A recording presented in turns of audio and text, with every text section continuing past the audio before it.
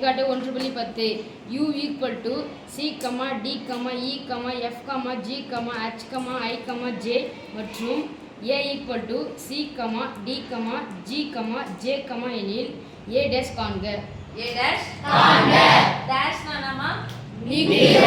அப்ப a டேஷ்னா a why நீக்குக. a வை எதில இருந்து நீக்க போறோம்? u என்னது? அனைத்து. a வை அனைத்து கணத்திலிருந்து நீக்குக. a வை அனைத்து கணத்திலிருந்து நீக்குக. டேஷ்னா நீக்குக. நீக்கலாமா? Yes miss. அப்படியே பாருங்க a வை நீக்கணும். எதில இருந்து நீக்கணும்?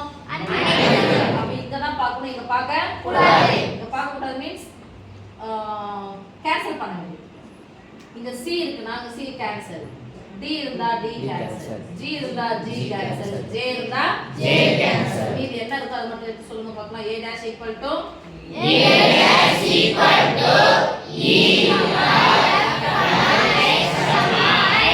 புரிஞ்சா? Yes miss. அப்போ இந்த c d g h j ல வந்து என்ன சொல்லுவாங்க யோசிச்சு பாருங்க. இதுலயும் அதுல இருந்தா என்னது? பொதுவானது. வெரி குட் முத்து. இதுலயும் அதுல இருந்தா பேர் என்னது? பொதுவானது. பொதுவானதை நீக்குது அப்படின்னு சொல்லிட்டு இன்னொரு அர்த்தம். 11th போகும்போது ஃபார்முலாவை அப்படிதான் கொடுப்பாங்க. எப்படின்னு சொல்லிட்டு எப்படி வந்துச்சு அப்படின்னு சொல்லி கொடுப்பாங்க. ஃபார்முலாவா நம்ம தான் இருக்கணும். இப்போ கணக்கா போறது 11th போகும்போது என்ன பண்ணுவோம்? தியரியா படிப்போம். எக்ஸாம்பிள் நாங்கள் போனா மாறும் தியரியா. ஓகே